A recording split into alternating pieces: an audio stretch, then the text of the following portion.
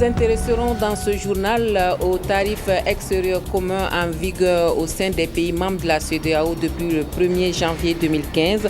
Quelles sont les implications et les conséquences de cette tarification sur l'économie régionale et nationale? Quelques éléments de réponse dans ce journal. Djibril Yipene Bassolé, probable candidat au présidentiel de 2015. Des milliers de jeunes ont souhaité cela haut et fort ce matin. L'appel solennel a été entendu à la Maison du Peuple de Ouagadougou. Et puis la France dans la rue pour défendre la liberté. Les marches organisées ce dimanche ont attiré des foules. Une journée de défilé en mémoire des victimes des attentats. De nombreux chefs d'État étaient de la partie ce matin à Paris. Ce sont les titres qui seront développés pour vous dans le grand journal de ce dimanche. Bienvenue à tous et merci de votre attention. Mais pour ouvrir ce journal, une question: à quand une baisse des prix du carburant à la pompe au Burkina Faso? Depuis que l'on sait que le cours du pétrole a chuté sur le marché mondial, les consommateurs caressent le secret espoir d'une répercussion de cette baisse à la pompe. Mais pour l'heure, rien n'y fait. Le prix du baril du pétrole tourne autour de $49 US, mais les prix des produits pétroliers demeurent, eux, inchangés au Faso. Le sujet a inspiré Sié Sylvestre Da. Avril 2012, le gouvernement burkinabé annonce une augmentation des prix du carburant. Une augmentation qu'il avait justifiée à l'époque par la flambée des cours des produits pétroliers sur le marché international. Les cours actuels de ces produits étant à la baisse, organisations de la société civile et structures syndicales du Burkina interpellent le gouvernement de la transition. Les prix qui ont été fixés depuis le 2 avril 2012 par l'ancien régime, en ce moment, le prix du baril au niveau international était à $130. Aujourd'hui, le baril tourne autour de $49,5. Si la répercussion de cette baisse sur les pompes était faite par ces autorités, l'essence, le litre ne devait pas coûter plus de 400 francs, de même titre que le gasoil. Mais on continue de payer les litres là autour de 700 et quelques, ce n'est pas correct. Plus exactement, 732 francs CFA pour le litre d'essence et 656 francs pour ce qui est du gasoil. Des prix que les Burkinabés lambda trouvent assez élevés. Dans un contexte de cherté de la vie, ils souhaitent voir ces coûts revus à la baisse. Il faut revoir parce que le prix du baril a baissé. Pourquoi au Burkina, le prix là reste élevé comme ça? Même s'ils veulent nous faire comprendre qu'ils avaient pris l'essence là, un stock ancien, mais il faut qu'ils revoient, sinon c'est difficile. Dans les autres pays, les gens baissent et puis nous on est là calés, on ne baisse pas. Pourquoi? Il faut qu'ils revoient ça, sinon c'est pas facile. Eux-mêmes ils savent que le panier de la ménagère là, l'essence la puise dedans. Donc comment il faut faire? Ils n'ont qu'à tout faire pour nous baisser ça. Surtout que c'est la transition, voilà, qu'ils essaient de nous aider. Moi je mets presque 1000 francs d'essence par jour dans ma moto. 30 000 francs par mois. Le salaire, ça va pas bon. Comment faire? Si le prix du baril a baissé, je pense que c'est important qu'effectivement au niveau national aussi, cela puisse être répercuté pour tenir compte aussi des réalités. On sait qu'il y a des pays où le coût est beaucoup plus abordable qu'ici.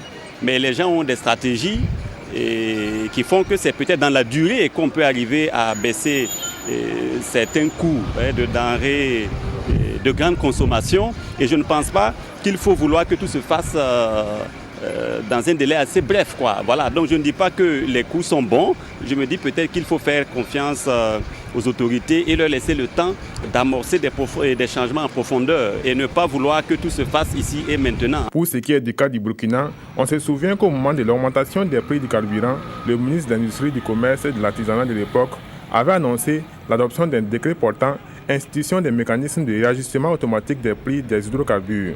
L'ambition était de parvenir à asseoir un mécanisme périn de réajustement des prix des produits pétroliers à la pompe. Il s'agit d'éviter ainsi un déséquilibre aussi bien au niveau des comptes de la SONABI qu'au niveau du budget de l'État. Plus de 2 ans après, les mêmes prix sont toujours en vigueur malgré les fluctuations des cours du pétrole et les populations attendent. Le travail qui attend ces autorités qui sont au niveau du Conseil national de transition, du gouvernement et de la présidence, c'est faire en sorte à ce que le peuple puisse vivre de façon décente. Il faut baisser le prix des hydrocarbures, il faut baisser le prix des denrées de première nécessité. C'est en cela que le peuple pourra véritablement se reconnaître en ceux qui prétendent parler en leur nom aujourd'hui. Que ce soit pour une baisse des prix du carburant ou de ceux des produits de grande consommation, les Burkinabés ont les regards pleins d'espoir braqués sur le président de la transition, le gouvernement et le Conseil national de la transition. des espoirs portés par la plupart des organisations de la société civile et les syndicats en tant que structure de veille. Et du tarif extérieur commun en vigueur depuis début janvier 2015 dans les pays membres de la CEDEAO. Parlons-en. C'est une étape importante vers la création de l'union douanière et la concrétisation de l'intégration économique dans l'espace communautaire. On parle ici de taxation uniforme et d'harmonisation des exonérations fiscales, entre autres. Mais en réalité, qu'est-ce à dire en termes d'implications et de conséquences de l'application de ce tarif sur l'économie régionale et la consommation des ménages au quotidien? Adama Sagnon nous donne ici quelques éléments de réponse dans ce dossier qu'il nous propose. Depuis le 1er janvier 2015, le tarif extérieur commun est entré en vigueur dans les 15 États membres de la CEDEAO, la communauté économique des États de l'Afrique de l'Ouest. Il consiste à appliquer les mêmes droits et taxes aux marchandises entrant dans l'espace CEDEAO, indépendamment de leur point d'entrée et de leur destination. Conçu comme un instrument de politique commerciale et de recettes fiscales, le tarif extérieur commun TEC permet de taxer les marchandises selon la catégorie à laquelle elles appartiennent. Ainsi, les produits dont les populations ont le plus besoin sont rangés dans les catégories faiblement taxées. Par contre, les produits importés qui font la concurrence aux produits fabriqués dans l'espace communautaire sont fortement taxés. Le TEC CEDEAO est en réalité un élargissement du TEC UEMOA. Appliqué depuis 2000, le TEC UEMOA était composé de 4 bandes tarifaires, alors que le TEC CEDEAO, qui vient d'entrer en vigueur, compte 5 bandes tarifaires. La catégorie 0 qui concerne les biens sociaux essentiels est à un taux de 0% de droits de douane. On peut donner comme exemple à ce niveau les médicaments, donc qui sont taxés à 0% de droits de douane. Vous avez la catégorie 1 qui concerne n'est-ce pas, les biens de première nécessité et les matières premières de base, mais aussi les biens d'équipement et les intrants spécifiques. Et cette catégorie de produits est taxée à 5%. Vous avez aussi la catégorie 2 qui est taxée à 10%, qui concerne les intrants et les produits intermédiaires. La catégorie 3, c'est les biens de consommation finale qui sont taxés à 20%. Et la catégorie 4, qui est la nouvelle catégorie qui a été créée et qui fait la différence avec l'ancien TEC UEMOA, donc qui est taxé à 35%. Et cette catégorie, ce sont des biens spécifiques pour le développement économique de la région. La création de cette nouvelle bande tarifaire a nécessité la réorganisation même, plutôt la recatégorisation de différents produits qui sont soumis à importation. Donc du coup, certains produits ont changé de catégorie. Certains qui étaient par exemple dans la catégorie 1 peuvent être passés dans la catégorie 2 ou 3. Voilà. C'est le cas par exemple de 130 produits qui sont aujourd'hui dans la catégorie 5, qui correspond donc à la 5e bande tarifaire et qui vont désormais soumis à un taux de douane de 35%. Parmi les marchandises taxées à 35%, on retrouve majoritairement les produits agroalimentaires, notamment les viandes de bœuf ou de mouton, les poulets de chair congelés, les saucissons, les œufs, les yaourts, les tomates transformées, les pommes de terre et les huiles alimentaires. Certains produits comme les tissus de coton ou les savons de toilette sont aussi concernés. L'application du tarif extérieur commun va-t-elle donc engendrer une augmentation du coût des articles fortement taxés? C'est possible que ces produits connaissent une légère hausse, mais je pense que c'est encore une incitation à consommer burkinabé. Je pense que ces produits sont également produits localement, nous avons des eaux minérales produites au Burkina, nous avons de la tomate produite au Burkina. L'objectif du tarif extérieur commun est de protéger le tissu industriel des États membres de la CEDEAO et de promouvoir la transformation des produits locaux pour tirer profit de l'intégration économique. Il appartient maintenant aux unités industrielles qui produisent en tout cas ces marchandises qui sont taxées à 35%, de redoubler d'efforts avec l'accompagnement en tout cas de la Commission de la CEDEAO, mais aussi des États membres pour augmenter la production et puis satisfaire en tout cas les besoins des consommateurs que nous sommes tous. Dans son discours prononcé lors du lancement du TEC, Kadri Désiré Ouédraogo, président de la commission de la CEDEAO, a affirmé, je cite, « Le tarif extérieur commun assure la promotion des investissements et de l'industrialisation, favorise l'exportation des produits transformés, préserve les recettes douanières et protège nos industries naissantes et notre agriculture contre la concurrence déloyale des biens importés. » Fin de citation.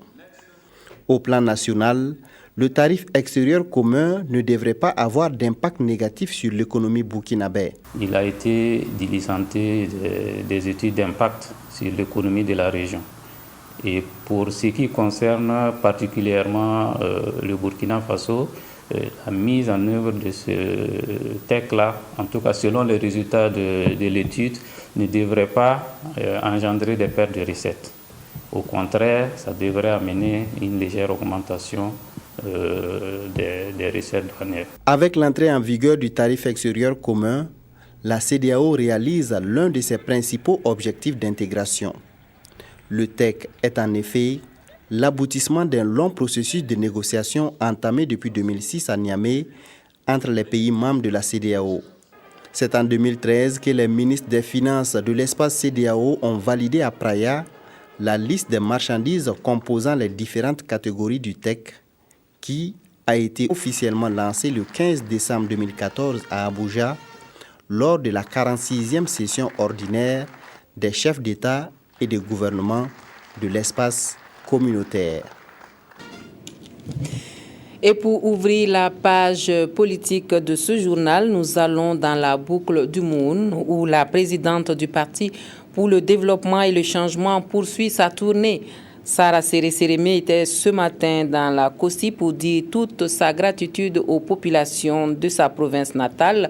Et c'est à Nouna que le meeting de remerciement a eu lieu.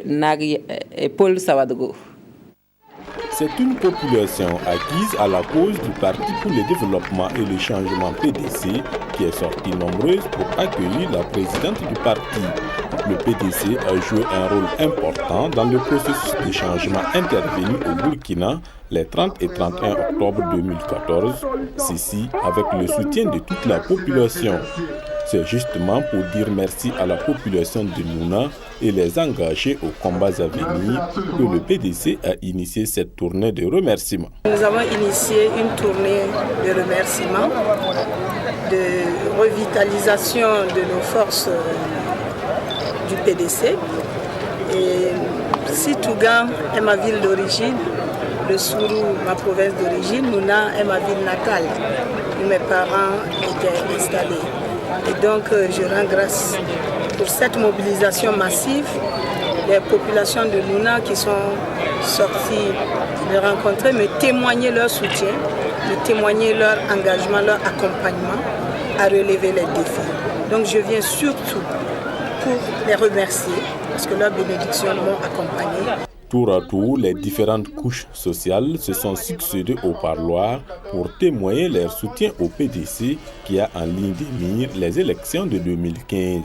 Le parti demande à la population de voter utile, de voter juste.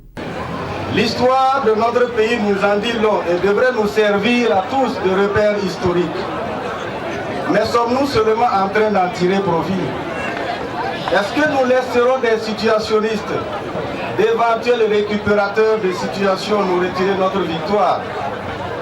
Si tel est le cas, les balais et les spatules du 29 octobre n'auront servi à rien. Si tel est le cas, les sacrifices consentis, les morts et les blessés n'auront servi à rien. Mais si tel n'est pas le cas, alors mobilisons-nous tous comme un seul homme pour continuer et toujours à lutter à votre côté. Et nous pensons que c'est une manière de dire non pour notre assujettissement. La présidente du PDC souhaite que l'esprit des changements soit implémenté réellement dans toutes les contrées du Burkina. Un changement qui commande que la population s'inscrive massivement sur les listes électorales en révision.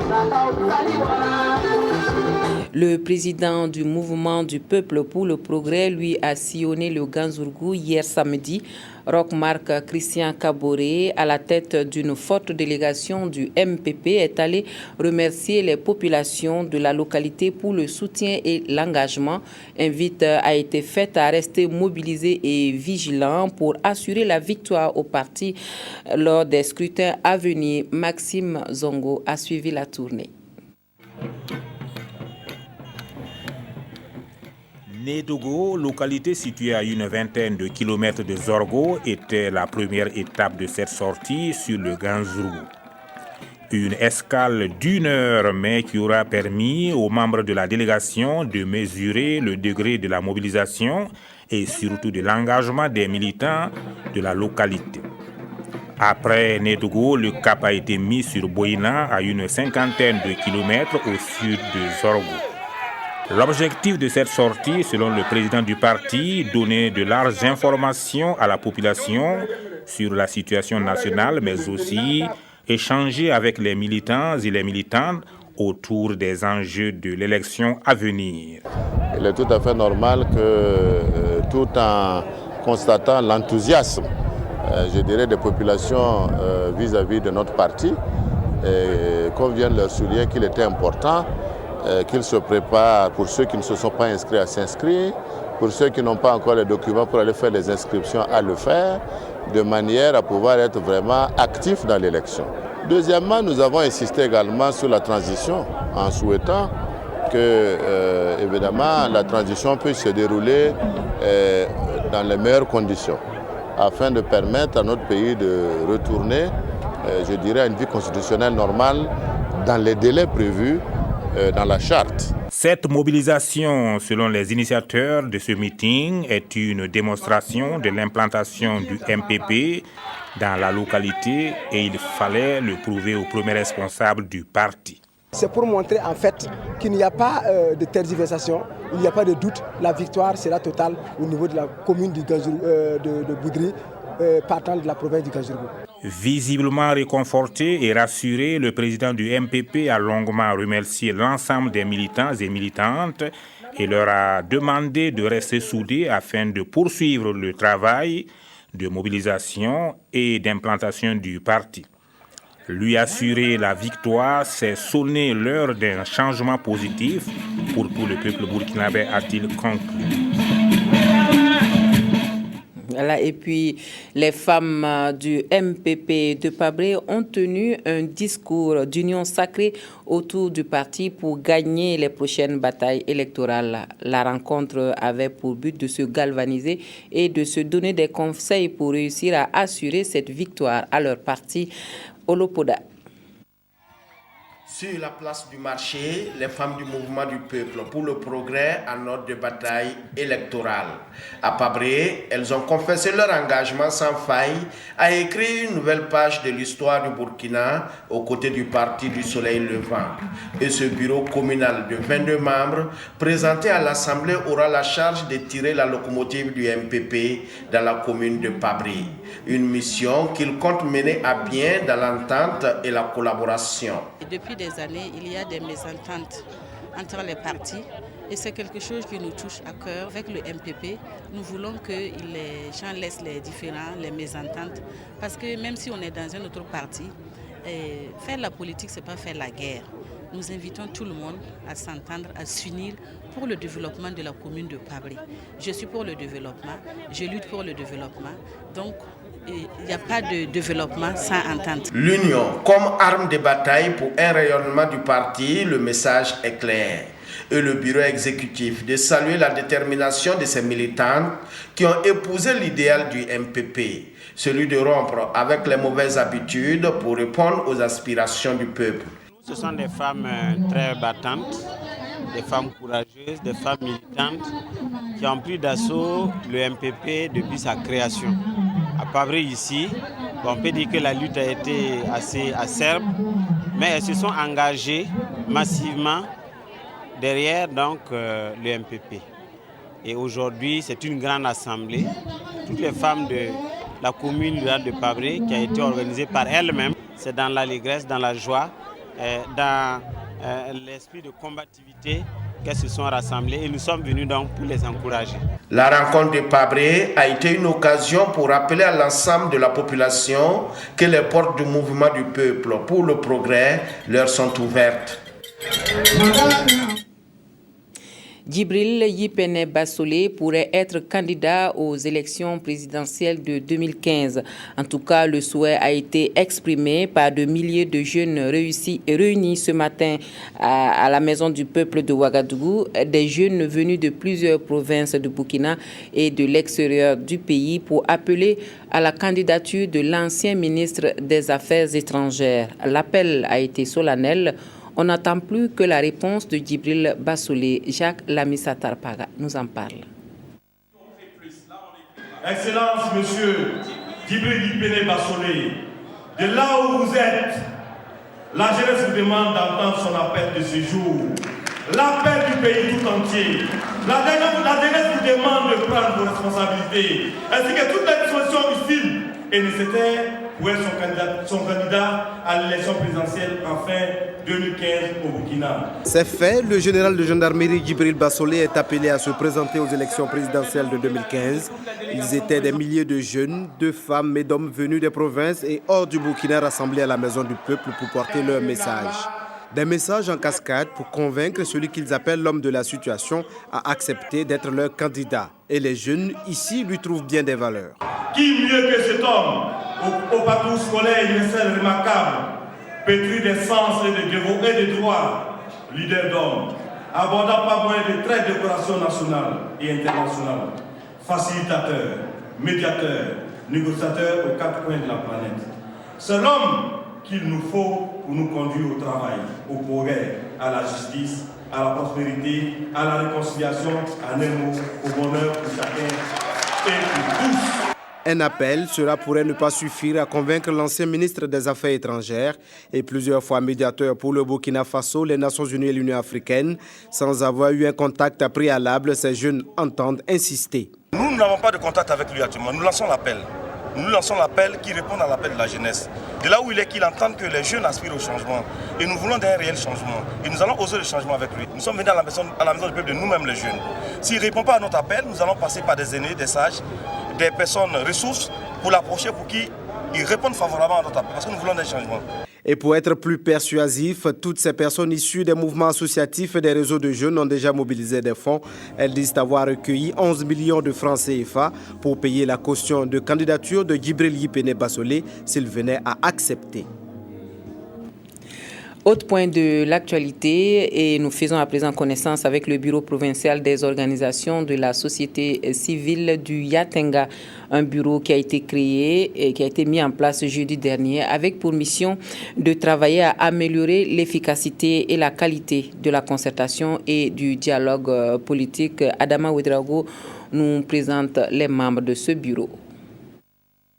Pour une action plus efficace dans la concertation et le dialogue politique avec le pouvoir public, les organisations de la société civile OSC étendent leur structuration jusqu'à la cellule provinciale. Après la mise en place du Conseil national et des conseils régionaux des OSC, l'heure est à l'élection des membres des conseils provinciaux. La province du Yatenga sera désormais dirigée par un bureau fort de 7 membres. Le premier objectif qu'on a poursuivi, c'est d'abord la paix, la cohésion sociale au nord du Yatenga. Les seconds maintenant que nous visons entre nous, c'est d'abord la solidarité et aussi l'efficacité et l'efficience dans nos actions pour permettre à chacun d'atteindre son objectif là où il est. Ils vont relayer l'information, la juste information. Mais maintenant, comme c'est des bureaux consensuels, Je me dis qu'ils doivent travailler seulement dans ce consensus, continuer dans ce élan. L'objectif ici, c'est de pouvoir aider les autres. En cette période de transition, les organisations de la société civile œuvrent pour la prise en compte des préoccupations de toutes les couches sociales. Le Conseil provincial doit donc travailler à sauvegarder les intérêts de sa population. La mise en place des conseils provinciaux va me permettre en effet à ce bureau-là de se saisir de tous les dossiers touchant au bien-être, touchant aux questions de droits humains, touchant aux questions de développement au niveau provincial. Au cours de cette activité, la délégation nationale des OSC a invité les participants à respecter les objectifs de la structure afin de préserver sa crédibilité. Et la nouvelle équipe à la tête de la Jeune Chambre internationale place son mandat sous le signe de la continuité avec pour slogan Vision, valeur et victoire. La rentrée solennelle a servi de cadre au président en train de dévoiler son programme d'activité avec en tête des actions dans le domaine de la santé. Eleonore Ouedraogo Yerbanga. Vision, valeur, victoire, c'est la ligne directrice du nouveau président national de la Jeune Chambre internationale Burkina Faso. Un slogan qui appelle à un engagement citoyen de tous les membres pour le développement humain. Avec un logo qui appelle au changement, à l'ouverture, à la disponibilité, au respect de la paix et au civisme, le nouveau président et son bureau national placent leur mandat sous le signe de la continuité. Nous allons évoluer essentiellement sur 3 axes. D'abord sur l'axe individuel du membre. Il s'agit déjà de donner la formation en entrepreneuriat, en leadership aux membres. Nous allons évoluer dans les fistules obstétricales, que ce soit des cancers du sein, le palu, les dons des sangs. Donc on a un certain nombre de programmes qui vont évoluer dans le domaine de la santé. Mouvement associatif de jeunes citoyens actifs, la Jeune Chambre internationale est accompagnée pour cette rentrée solennelle par le ministre de la Jeunesse. C'est tout à fait, n'est-ce pas, de mon devoir de venir accompagner cette Jeune Chambre, n'est-ce pas, internationale, que je vais sans doute solliciter énormément au regard, n'est-ce pas, de l'expérience, n'est-ce pas, que cette Jeune Chambre a vis-à-vis, n'est-ce pas, de l'encadrement, n'est-ce pas, de la jeunesse et beaucoup plus outiller, n'est-ce pas, ces jeunes-là pour qu'ils puissent véritablement contribuer, n'est-ce pas, au développement économique et social de notre pays. La journée a connu également la prestation de serment des présidents des Jeunes Chambres internationales. Et les membres ont eu droit à une communication sur le thème « Jeunesse citoyenne et enjeux démocratiques, quelle responsabilité ?» Eux se faisaient de l'argent sur le dos de jeunes filles qu'ils convoyaient au Liban comme domestiques. Une affaire qui aurait pu continuer à bien marcher si le paradis promis aux candidates à l'aventure n'était rien d'autre finalement qu'une simple illusion. La brigade ville de la gendarmerie de Kosiam vient de mettre la main sur les trafiquants, un homme et une femme, Massier Sylvestre Da. Une plainte déposée a permis le démantèlement du réseau des malfrats composé de 2 personnes, une dame résidant à Ouagadougou et un monsieur basé au Liban. Les 2 se seraient spécialisés dans le trafic des jeunes filles qu'ils convoyaient au Liban. Ce qui a amené la plainte, c'est qu'une des victimes, à partir de là où elle se trouve, a pu joindre un proche pour lui révéler ce qu'elle subit actuellement. Et donc c'est à partir de cette plainte, après l'information du parquet, que la brigade donc, a procédé à toutes ces opérations donc, qui ont permis de révéler qu'il s'agit effectivement d'un trafic d'êtres humains. Appâtées par les promesses d'emploi rémunérées à environ 100 000 francs CFA, les victimes sont soumises, une fois sur place, à toutes sortes de maltraitances de la part de leur employeur. C'est de l'esclavage. Tu n'as pas droit à sortir à la maison. C'est le ménage de la maison, mais ce n'est pas facile. Quand tu te lèves le matin, peut-être à minuit, tu vas dormir, tu vas te réveiller à 5 heures. Tu n'as même pas le temps. Même devant la porte, même, tu ne peux même pas sortir. Les dimanches, tu ne te reposes pas. C'est le travail ou rien. Il y a des filles qui se tuent là-bas. Il y a d'autres qui se suicident là-bas parce qu'elles en aiment marre. Il n'y a pas quelqu'un pour les aider. En tout cas, même moi, mon chien là, même s'il veut aller au Liban, là, moi, je ne vais pas le laisser partir là-bas. Même si l'avion libanais vient devant ma porte là, moi-même, je vais sortir pousser l'avion là. Parce que je ne suis même pas prêt. Même si on va me payer 1 million là, je ne vais même pas mettre pied là-bas. La gendarmerie appelle la population et surtout les candidats à l'aventure à plus de vigilance et de prudence. En attendant, l'enquête suit son cours pour en savoir plus sur ce trafic. L'association soutient aux femmes accusées de sorcellerie. Elle était, en ce début d'année, encore dans la cour de solidarité de Paspanga, les bras toujours chargés pour les pensionnaires, chargés de vivre bien sûr pour les pensionnaires de ce centre. Un geste que l'association renouvelle chaque année comme pour dire à ces femmes rejetées par la société qu'il y a des gens qui les aiment. Zalissa Sanfo. Ici, dans la cour de solidarité de Paspanga, voir ces dames sourire est une denrée presque rare. Cette mine mélancolique, elles l'ont adoptée depuis qu'elles ont été répudiées, chassées de chez elles, après avoir été maltraitées et accusées de sorcellerie. Repartir chez elles, goûter à la chaleur familiale, voici leur vœu le plus cher. Mais c'est un rêve presque impossible, et elles le savent bien. Alors, elles préfèrent rester ici, dans cette cour de solidarité, scruter l'horizon et attendre la main tendue d'un ami. Un moment de partage, d'intenses émotions qui les replongent dans la chaleur familiale. Et aujourd'hui donc, ces femmes ont une bonne raison de chanter, de danser, bref, d'être heureuses. L'association Soutien aux femmes accusées de sorcellerie Soufa est venue leur témoigner son soutien, son amour. Nous faisons surtout une assistance au niveau de la santé pour leur permettre d'avoir accès aux médicaments essentiels et génériques auprès d'une pharmacie de la place. Nous faisons aussi le suivi santé avec l'aide d'un infirmier professionnel qui vient les visiter de temps en temps et leur donner en tout cas du réconfort. Et nous faisons ponctuellement chaque année aussi des dons en vivres et en produits nettoyants pour l'hygiène, pour l'assainissement et pour en tout cas la propreté de leur corps et de la cour. Et ces vieilles dames n'ont de mots que des bénédictions à l'endroit de leur bienfaiteur.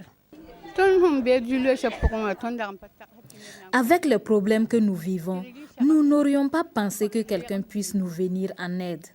Et si eux, ils le font, nous ne pouvons que les remercier. Que Dieu les bénisse, les garde et le leur rende au centuple. L'association Soufa, elle, entend encore revenir aux côtés de ces femmes, rien que pour les voir sourire. La paroisse Saint-Guillaume de Tanguay a célébré ce dimanche la fête de son saint patron et protecteur.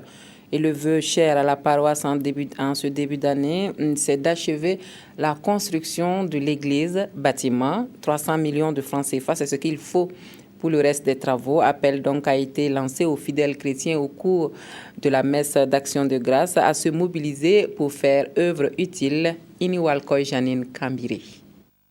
C'est dans une église en plein chantier que la paroisse Saint-Guillaume de Tanguay célèbre son saint patron et protecteur. Pleine d'allégresse et de reconnaissance, les fidèles chrétiens de cette paroisse rendent grâce à Dieu pour tous les bienfaits reçus il y a 13 ans.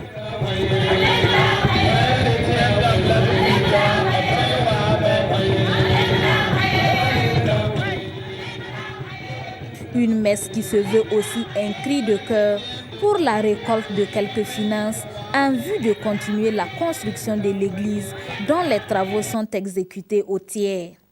Nous sommes en train d'achever le 1 tiers, donc il reste jusque les 2 tiers. Et alors, on a vraiment besoin d'aide.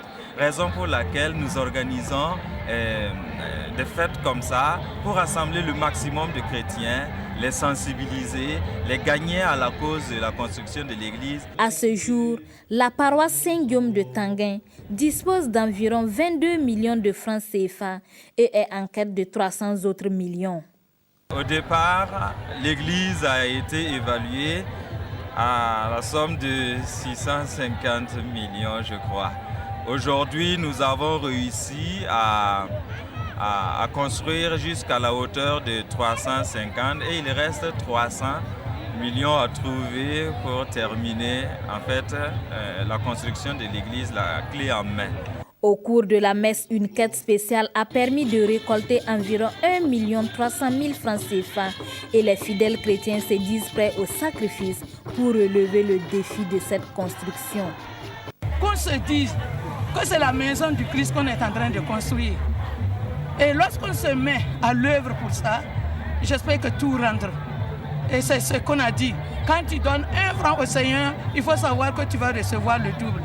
Et ça veut dire que si tu donnes 1000 au Seigneur, c'est doublement 1000 que tu vas recevoir. C'est la plus grande église que la paroisse est en train de réaliser. Et quand je dis la plus grande église, c'est pas surtout, c'est pas au niveau du diocèse, mais je peux dire au niveau de tout le Burkina. Donc c'est un défi. Que nous puissions avoir la foi et construire notre église famille. Que Dieu bénisse tous les chrétiens et tout le monde en général, qui nous donne la paix, la santé, la longévité. Débutée il y a 10 ans, cette église dont les places assises sont estimées à 3000 pourrait s'achever en 2017. En attendant, les communautés chrétiennes de base que compte la paroisse Saint-Guillaume sont invitées à poursuivre les cotisations. Voilà la journée de prière pour la paix au Burkina organisée par la Fondation pour le développement humain vendredi dernier a drainé du beau monde à la grande mosquée de Kombisiri. Lecture de Coran, prêche et prière ont été les temps forts de cette journée. Amandine Lalsaga.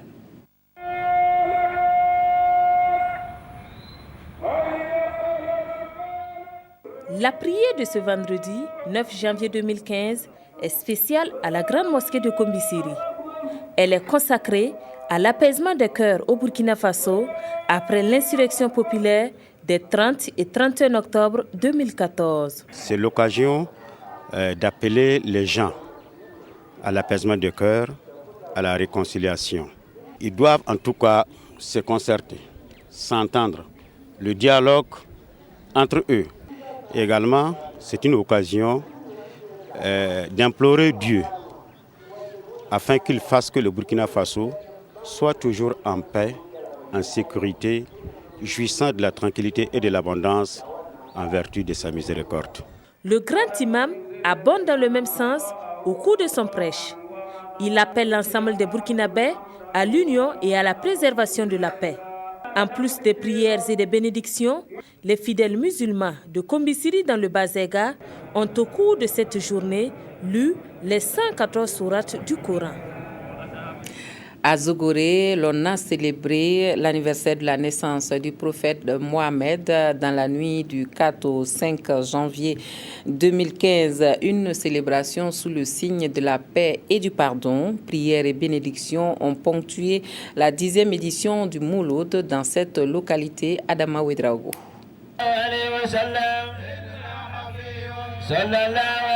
Nous sommes à Zogoré pour le Mouloud du Cheikh Ibrahima Kirakoya. Ici, la célébration de la naissance du prophète Mohammed est marquée par la lecture coranique, des prêches et des bénédictions.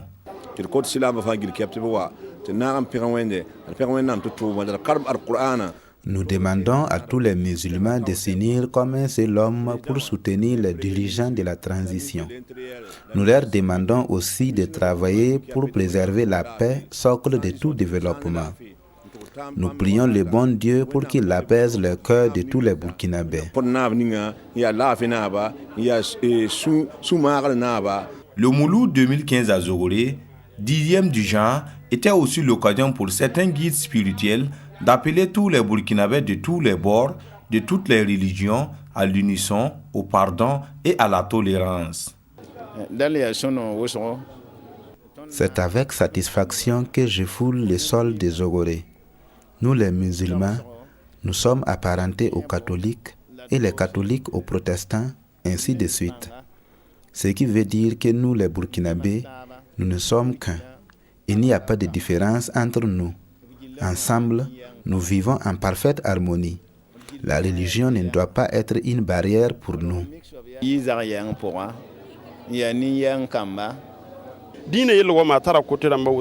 Quelle que soit votre religion, si vous écoutez les dignitaires religieux, je pense qu'on arrivera à vivre sans problème. Nous pouvons louer le bon Dieu pour ce qu'il nous a donné comme richesse, qui est la paix, la cohésion et l'entente parfaite entre les différentes religions. Sortis massivement, les musulmans et musulmanes ont ensemble prié pour que le Tout-Puissant épargne le Burkina Faso de la maladie à virus Ebola.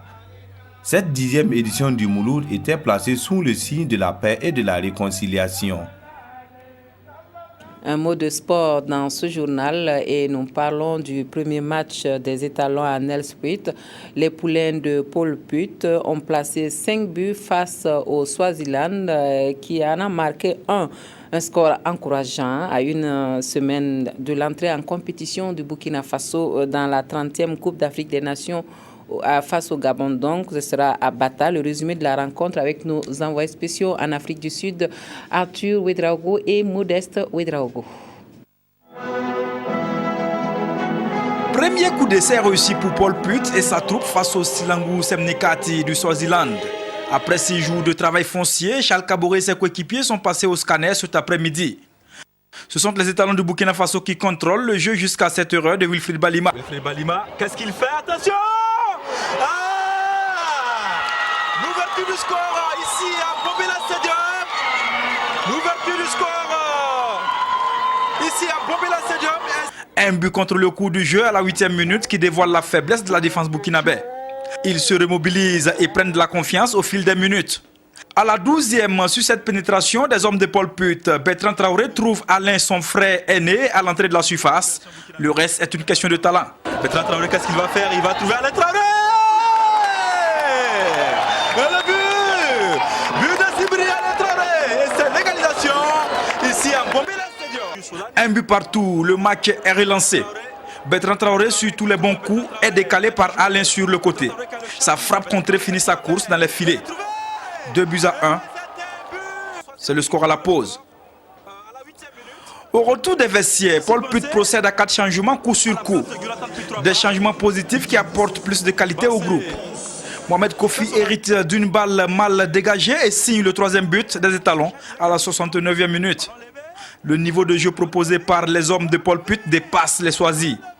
Sid Bansé, Bertrand Traoré, Mohamed Kofi, Yakaria Kone, Bertrand Traoré, il élimine un. Bertrand Traoré, Aristide Bansé, bien joué Bertrand Traoré. Et c'est le 4e but. 4e but du Burkina Faso. Un but orchestré par Bertrand Traoré. Un garçon très intelligent. Il faut faire attention à ce garçon, je l'ai dit, balle au pied, il est dangereux. Bertrand Traoré, insaisissable depuis le début du match, est récompensé à la 75e. Il conclut 1-1-2 avec Bansé. 4-1. Alain Traoré, le spécialiste des missiles, tente une frappe de loin qui échoue sur la barre. Isiaka Ouedraogo, entré en coup de jeu, provoque un penalty à la 79e minute. Bansé sans calcul crucifie le pauvre Nalala Guebou. 5-1, c'est le score final. Le Swaziland, ils ont joué avec tous les joueurs derrière le ballon. Alors, c'était important d'être patienté, circuler le ballon, trouver les solutions. Je pense qu'on a eu des occasions le premier mi-temps, mais je n'étais pas content de la manière qu'on a joué derrière. C'est pour ça aussi qu'on a fait des changements. Deuxième mi-temps, c'était beaucoup plus mieux. Et aussi, c'est parce que qu'on a gagné 5-1 ou on a marqué 4 buts dans le deuxième mi-temps. Ça, c'est rien à voir. Le plus important pour nous, c'était le match. Après une semaine dure, comment les joueurs vont réagir. On a fait le travail que le coach nous a demandé. Et il y a des erreurs à corriger. Des erreurs. Maintenant, on a bien travaillé. On a essayé de tout faire ce qu'on a fait à l'entraînement. On a pratiquement tout fait. On a bien travaillé, on a couru derrière le ballon. Et le Swaziland, ils ont bien joué, ils ont bien défendu en première mi-temps. Ils étaient en bloc. Maintenant, on a su en deuxième mi-temps comment les prendre. Maintenant, c'est de bon augure pour la suite. Les étalons confortent ainsi leur série d'invincibilité au Bombela Stadium. La prochaine étape, ce sera mardi face aux Zèbres du Botswana.